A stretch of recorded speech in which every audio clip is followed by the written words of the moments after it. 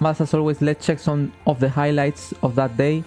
Here we are. This is the race start. Remember, the full race was on Inter tire. It was raining, not so much. It's something that I was a bit disappointed after the race. I was thinking about that, and it's the spray on track. I saw a spray in the practice session, but in the race day we have no spray on track. I don't know if because the rain was so light that there were not a spray on track, or maybe it's just a fail in the game that probably to put a lot of spray in 20 cars maybe can produce some kind of issue or glitch or bitrate troubles in the game. I don't know, but it was a bit disappointing. Anyway, we are starting in P10. We did an extraordinary qualifying session starting on P10. We are in the here at this side of the grid. We are, I think, this car, and this is the race start, as I said. Good start. I mean, regular start, not bad, not good, standard start. I see here my teammate Alex start incredibly well. Here is my teammate. Here it's me on the green helmet in the Williams. As Fernando Alonso, that was the car in front, the race start was very, very bad. And even I was matching here with him in turn 1. Alex just behind of me, prepared to attack me as well. I tried to attack Fernando by the inside in turn 1. And now I try the outside, but I made a little mistake. I think here I try to went very, very wide and to use the traction by the outside of this corner. That is possible, but I went too much wide, I think, and I lost a lot of grid here, and Alonso passed me again.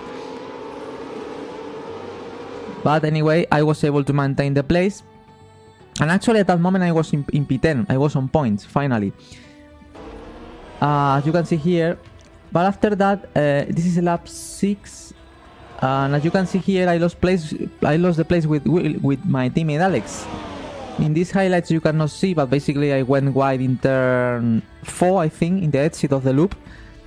On the grass, I touched the grass, my mistake, very silly mistake, and Alex passed me. That's why here is in front in lap 6. But after that, I knew I had pace on track, in this track, also in wet condition. I have a wet setup as well, so I knew even Alex passed me. Yes, I had to maintain the calm and to stick to him, and I will have chances in the future to pass him again. I trying to chase Alex, a lot of cars behind me. As you can see here, it's last 20. Actually here, I passed Alex. In this highlight you cannot see, but basically I went in the inside of a stall, and after some previous attempts, I was able to pass him, because at the beginning of the stint, until lap 15, something like that, it was quicker than me. But in lap 16, 17, he started to suffer with tires, and I was able to manage a bit better the tires, and I had better pace at the end, and I was able to pass him, Alex. So now we are in P10 again. We are on points, guys.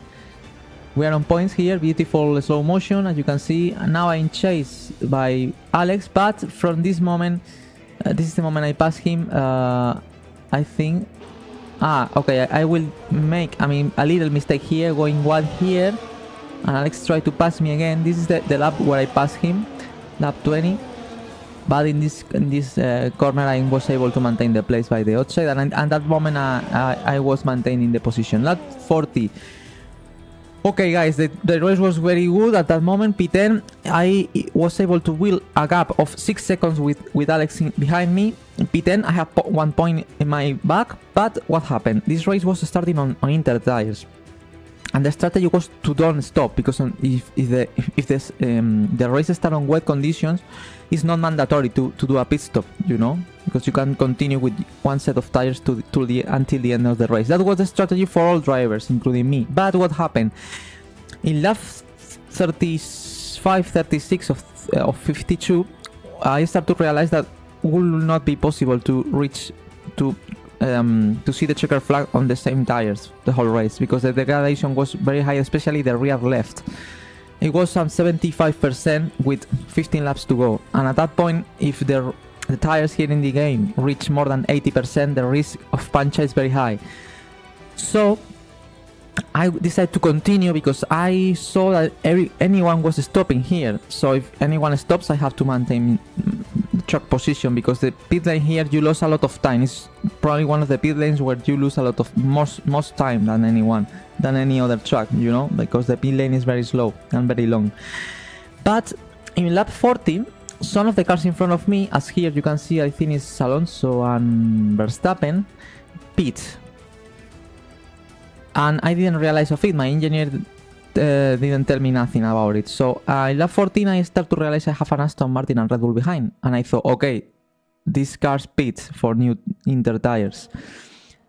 And now this is a very critical point of the race, because at that point I was thinking, if people is stopping, it's because they know they won't be able to reach the end of the race on this set of tires, so maybe I have to pit as well.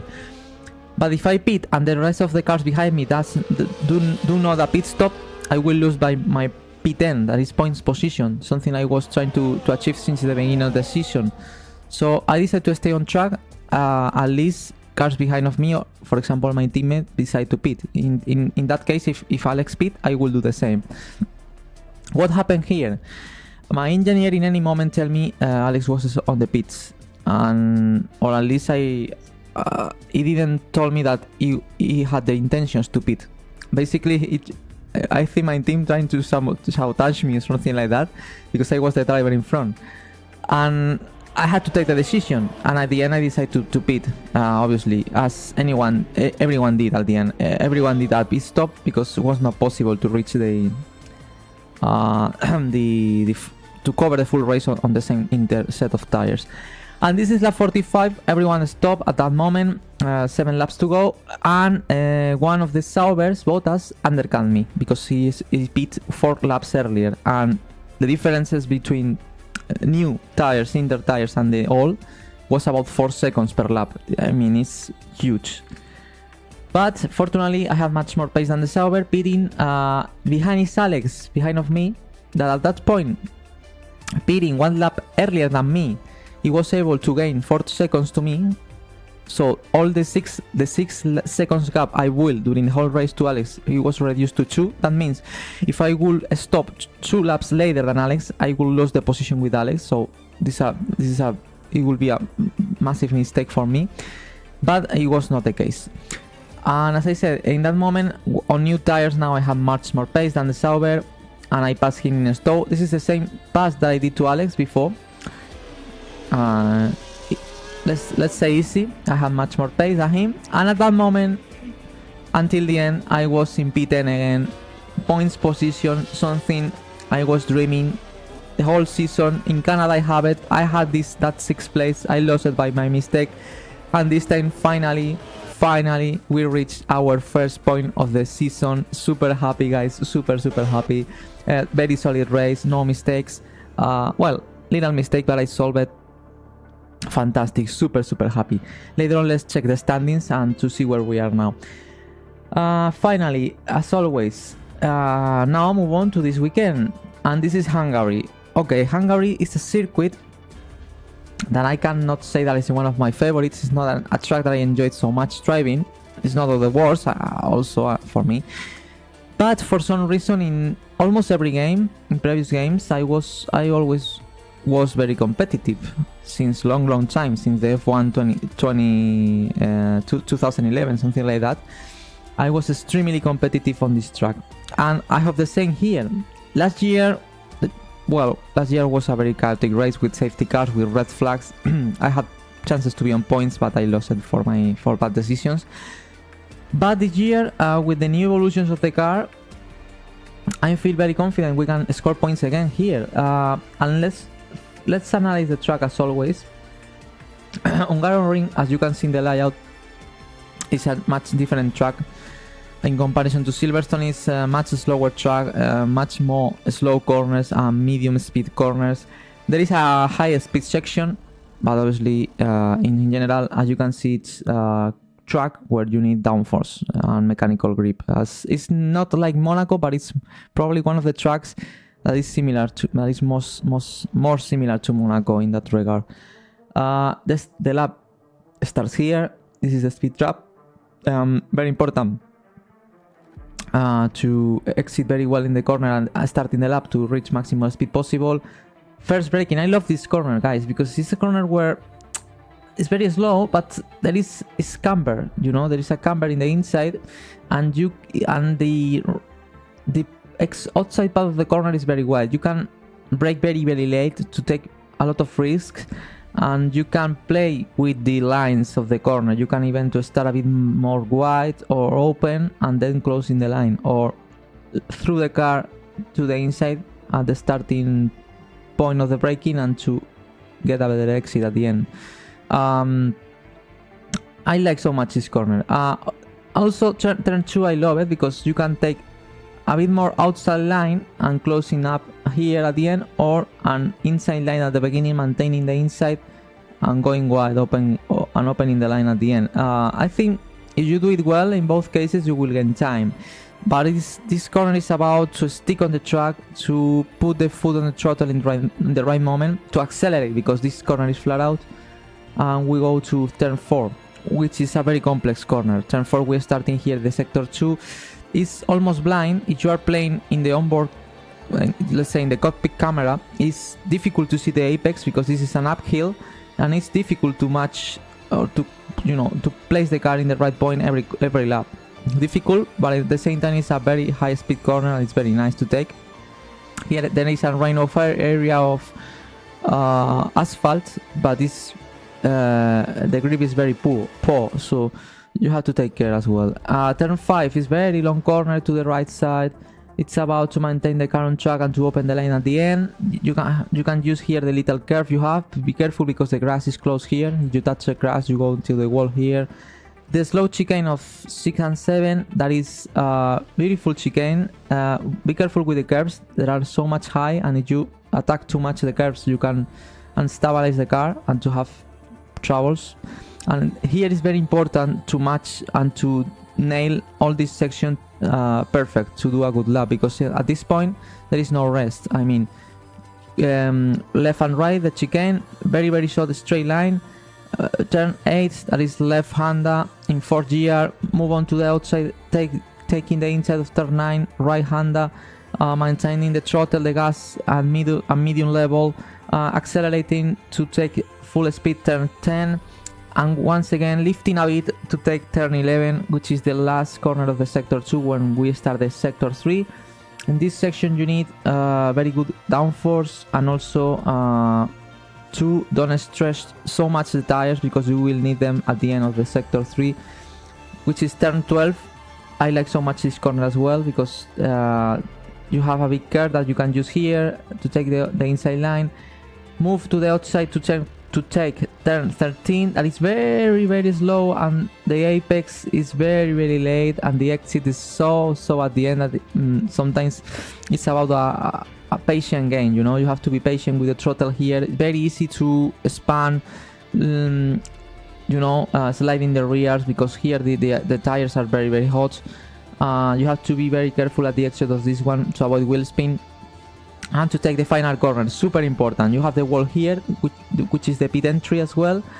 There are different ways to take this corner. I like to enter with a lot of speed, then reducing a bit, no braking, just lifting the foot of the throttle, and then putting the pedal to the metal and accelerating to complete the lap. Very technical circuit, very interesting. It's fun to drive here as well. Probably much more in qualifying. In race, it's a track that is difficult to pass here. But as I said, it's a track where I was competitive always, so I have to do the same this weekend, and let's see what we can do. Now, as always, now it's time to move to the weekend, guys. Here we are. Well, first of all, let me drink a bit and let's read some messages, because this time we have messages on the folder. So on the menu. So let's see what kind of message we have. From Elena, the contract performance update. Oh, this is very important. Hello Danny, we are currently tracking nicely towards our contract targets. It's all smiles from myself and the team. Your current progress has been attached to this email, so feel free to take a look. Let's see how far you can push your performances this season. Okay, as you can see here in the graphic, the target we set at the beginning of the season we have reached. We set a target of 69 in my driver ratings, and now we are in 69, the target we achieved. As you can see just below at the left side, you have met your target for this season. Recognition has changed plus 10% based on your contract. So we have now 49% recognition. That's very important. Let's see later on what we can do with that. But as you can see, the progression was very good. Even not having the best results, to be honest, I don't feel my season is being spectacular at all. In general, it's been worse than last year's season. But it's true that in the last races, I had some good highs, but I have a lot of room for improvement. Anyway, this game I like so much because the way it's rating you is taking in count many different factors, not only just the results, the race results. That's why it shows that I was not so bad. I mean, seeing this target, you know. So from now, let's continue progressing and let's see what target we can reach at the end of the season. I think we start in 65, something like that. We improved 4 points, so probably a good target can be to end this season on 75. Would be nice. Contract, and this is a contract, but as you can see, this is the same. Now, move on to the specialists. Let's set the goals for this weekend. This weekend we have available the last 4 consultants or departments, and let's set the goals for the weekend. Last weekend we completed, I think, all of them, so we have more points. In power unit, we are here very down on the target. We only have 290 points of 1500 we need to improve the level.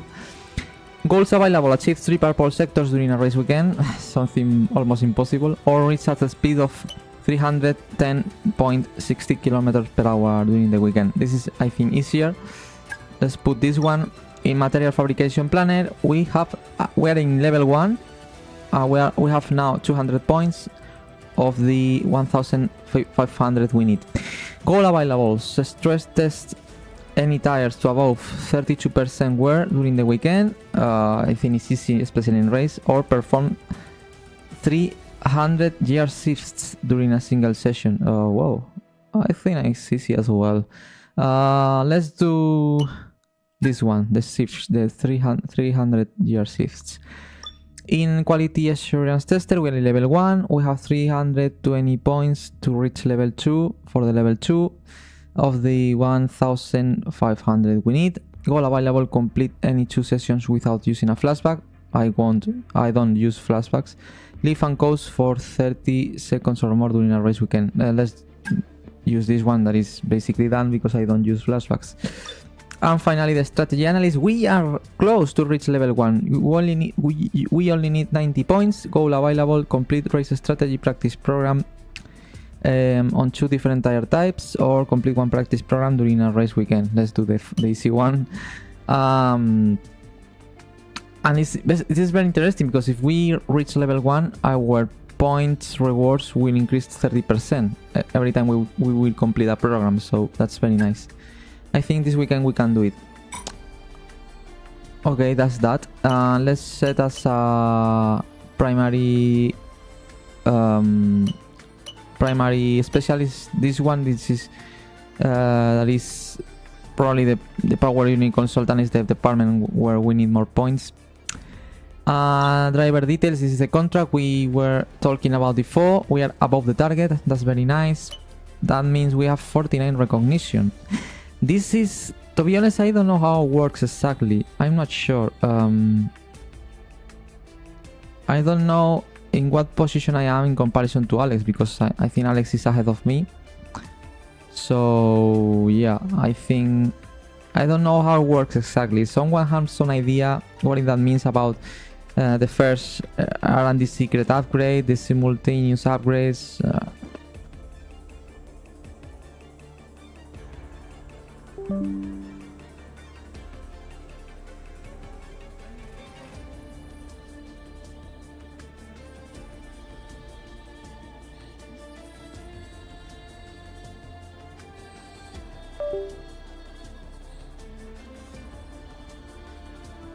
sorry, I've lost the connection with the mic.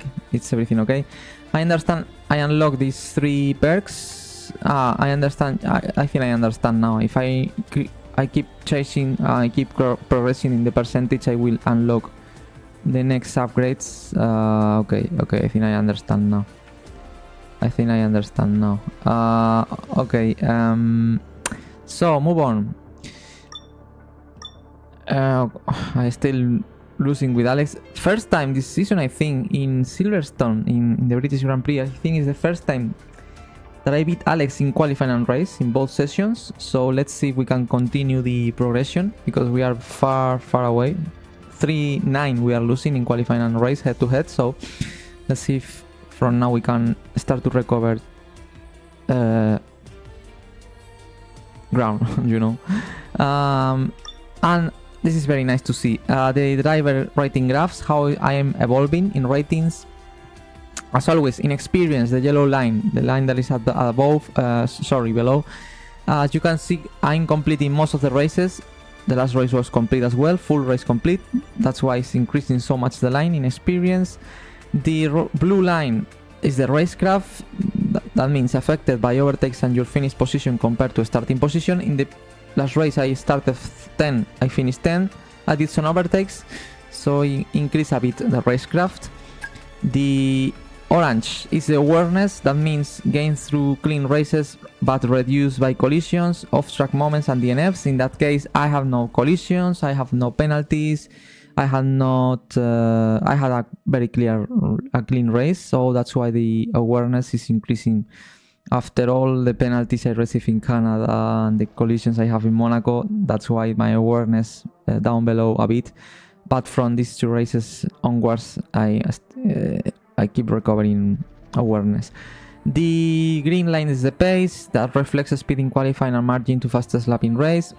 In the last race in Silverstone in the British Grand Prix, it was competitive. I did a decent fastest lap, my personal fastest lap, very good qualifying, so that's why it's keep increasing the pace. And the focus, something that I was, as you can see, losing a lot of points in focus since Monaco. Finally, we start to recover a bit of focus, because reflects form in qualifying and race results versus taking vehicle performance into account. In the last race, we introduced a very big upgrade in the ignition system. That means we are the 6th team now, so our natural position is 11 and 12. We finished 10th, and that's why our focus was increased. So it's looking good. Let's see if now, finally, from now, we can maintain a very good shape in all areas, and unless we can keep improving. And now move on to the most important part of these videos, that is the development, guys. I have a note at below that is saying me the aerodynamic department is responsible. Oh no, sorry, it's the it's the description. Sorry.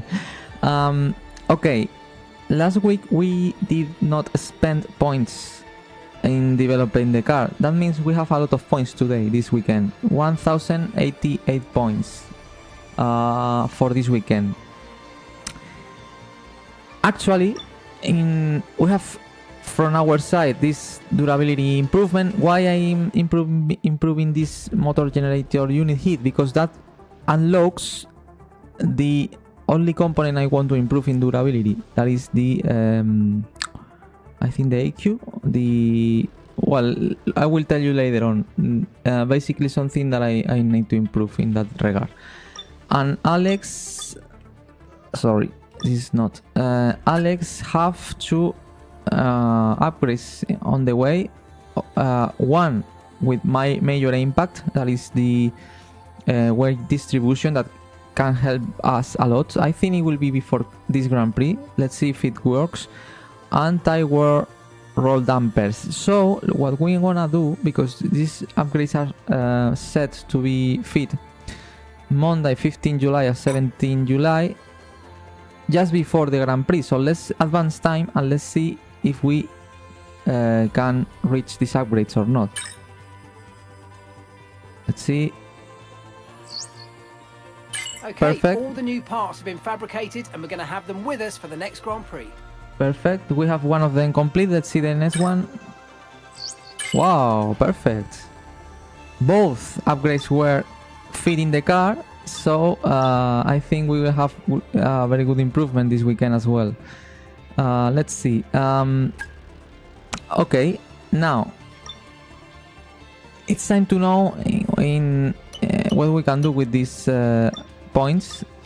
Let me okay. Okay, we can use them in aerodynamic.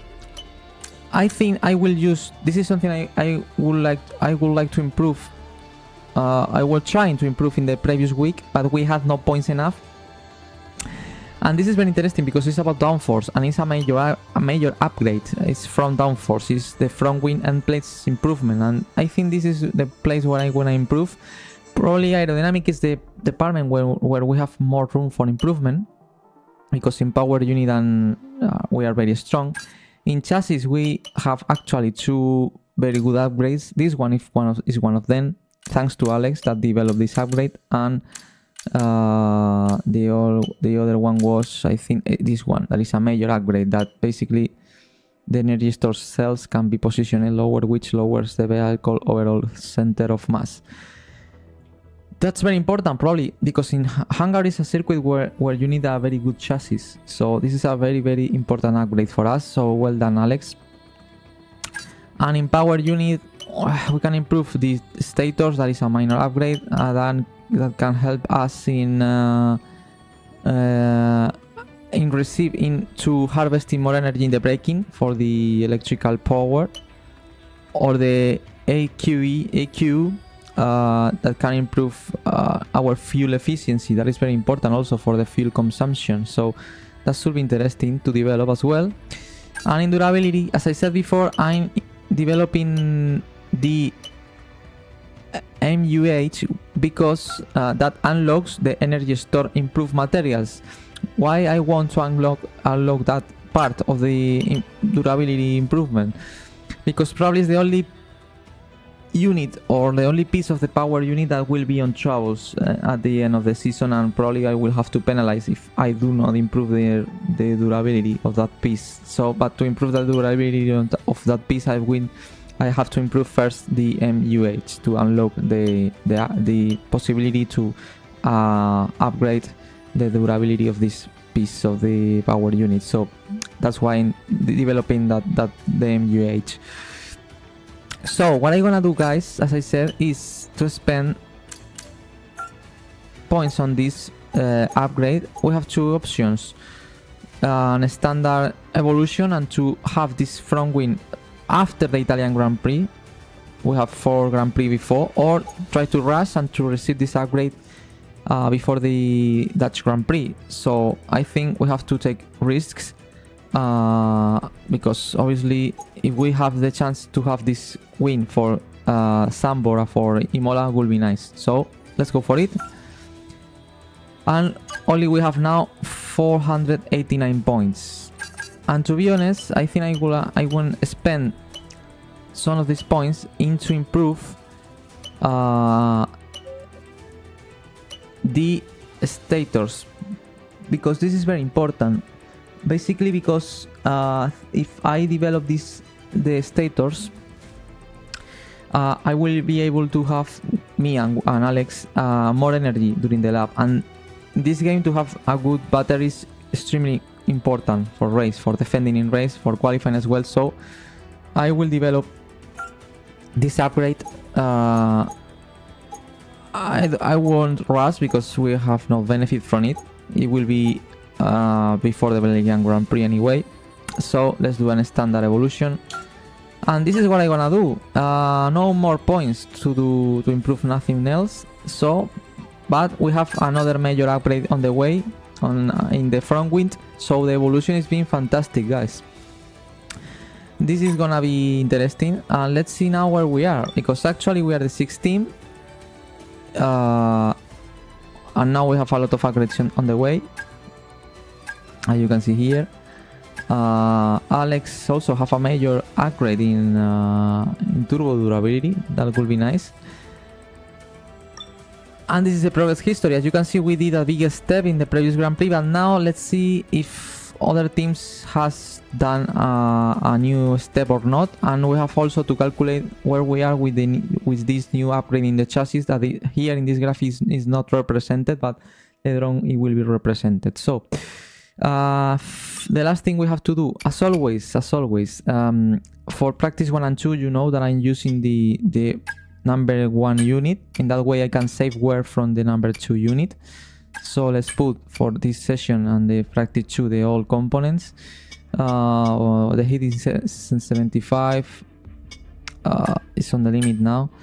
The energy store as well, the turbo, the electronics, okay, and I will maintain the gearbox because I'm starting to have troubles in practice, and we are in a very good margin with the gearbox. So, you know, we have 5 for this season, so I think I will maintain it even in practice 1 and 2. I think we are safe.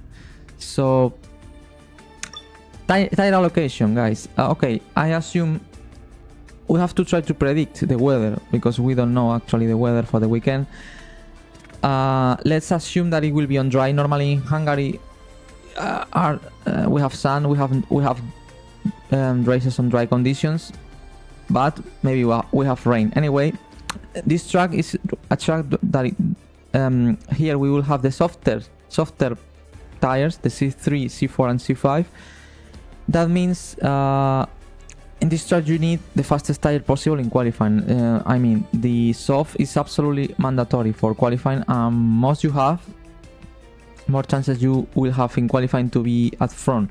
And in this track, to overtake is very difficult to pass here. So qualifying is more important than in other races. So in this case, this weekend, let's try to have most of the soft tires possible. So let's try to be aggressive. We need all soft tires possible, guys. In case we have a qualifying and racing dry, a qualifying session in dry conditions. In race, probably the soft won't be so useful, but in qualifying we need them. So today we have to be very aggressive. And now it's time, finally, before to go to the Grand Prix. Let's check the standings, guys, here, because now actually we have 1 point, our first point as a result. And there are news because in Great Britain, for the first time in a long time, Max Verstappen was not able to win. He won every single race except China when he had the DNF. He finished 6th. It's strange, something happened to him because he started on pole in Silverstone. I don't know what happened. Alonso still in 2nd place, even being 5th, but also 3 points ahead of Charles that finished 2nd in the last race. Norris won for the first time this season the British Grand Prix, and now is 4th in the standings, passing by 1 point to Perez, who finished 3rd with fastest lap. Sainz next, Hamilton that did a very bad home race in Silverstone. Russell finished 4th. Is closing to Hamilton, and then Piastri, which is a bit far away from the rest, and then Stroll that did a very poor weekend, finishing for the first time this season out of the points, excluding the 3 DNF he has. And after that, it's our league, guys, the positions where we are fighting from P11 to P20. And actually, as you can see, we passed the 2 Saubers thanks to the point we have. Now we are ahead, not only ahead of Hülkenberg, we are ahead of both Williams. We have the same points than Bottas, but we have an 11th place in Emilia Romagna. Valtteri also have 11th place in Japan, but the next best result for us was the P13 in China, and the next best result of Valtteri is a 14th place in the last race was in Silverstone. That means thanks to the 13th place in China, that's why we are ahead of Valtteri Bottas. So it's looking good with the same points than Ocon as well. But he's ahead of us because he has an 11 and 12th place. Well, he has 3 11th places. I only have 1 11th place. Magnussen with 4. Ricciardo 5, and Alex Albon, thanks to the 7th place in Canada has 6 points. Tsunoda with 8 and Gasly with 9. This is our league. Our battle is to finish 11th, the place where is Gasly, and that's why we are fighting for. In the constructors, thanks to my point, we are now 1 point closer to Alpine, 3 points behind Alpine, and 6 points behind the RBs. 3 points ahead of Haas and 6 points ahead of Kick. We are still in 8th place, but I think with the evolution we are having this weekend and the previous one, we have to maximize the new pieces of the car, and let's see if we can get points again and to try to pass Alpine this weekend and even to catch RB. I think it's possible. Red Bull leading, Ferrari, Mercedes, McLaren, Aston Martin are the order.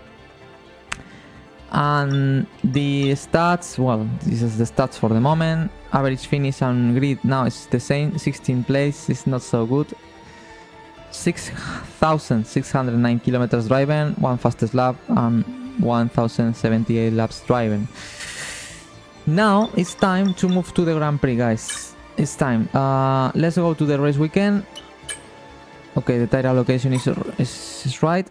And let's see now the most important factor, if it will be a dry weekend in dry conditions or wet conditions. That is extremely important. Remember, we will complete the first practice session 1 and 2 today on Twitch in 20 minutes. I will be racing there on Twitch, guys. We have a video. Hello and welcome back, and as you can see, the paddock is a hive of activity behind us. More action though going on behind closed doors, because Anthony Davis said we are in the middle of silly season. There is speculation everywhere as to where the drivers will move around the grid.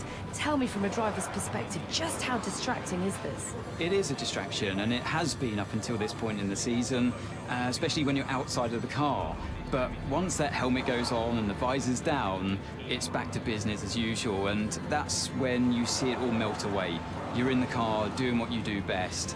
But yeah, certainly out of it, you sometimes see it boil over. Drivers have a few strong words to say to each other after some moments on track, because it is such a stressful environment. A huge mind game for all of the drivers. We're having secretive meetings, clandestine chats. What is exactly being said though? Give us a level of insight.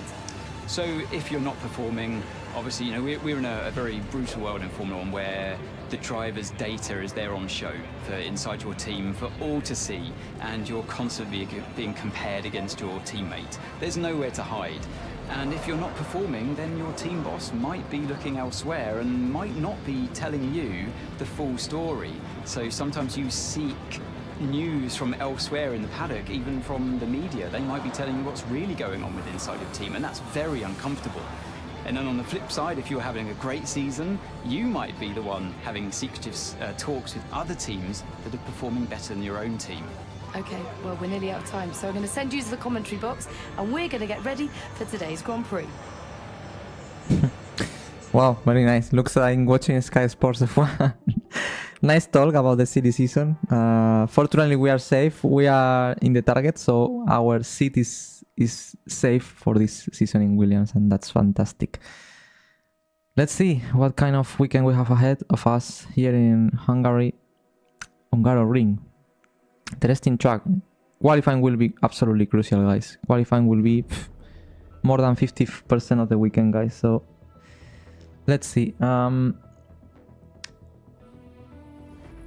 Okay, I think everything is ready. Let's see the weather. This is my biggest concern. Is at this point we are here in the race weekend. Alex in front of me, my teammate here. And as you can see, we have rain in practice 1, but the rest of the weekend, as you can see, will be in dry, sun. Okay, perfect. Classic Hungary weather. Our message, developments we have this weekend, and the weather forecast. Well, it will be cloudy and race, but no rain at all. So, fantastic. Soft tire will be very useful this weekend for us. And finally, before to end this streaming, let's see the R&D to see where we are, guys, because actually, as you can see, we have done another big step.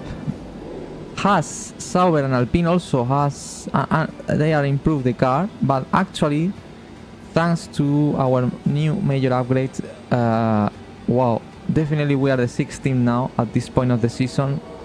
We are in a very good position, just behind the top teams. Aston Martin did a big improvement here, a bit Mercedes and Ferrari as well. So basically we are in the middle between the top 5 teams and the rest. We are exactly in the middle, the 6th team. So let's see if we have chances to out-qualify some of the top teams ahead, and in that way we will be in position to fight for points again. We have the car, guys. Don't miss this weekend, will be very interesting, and let's see what we can do.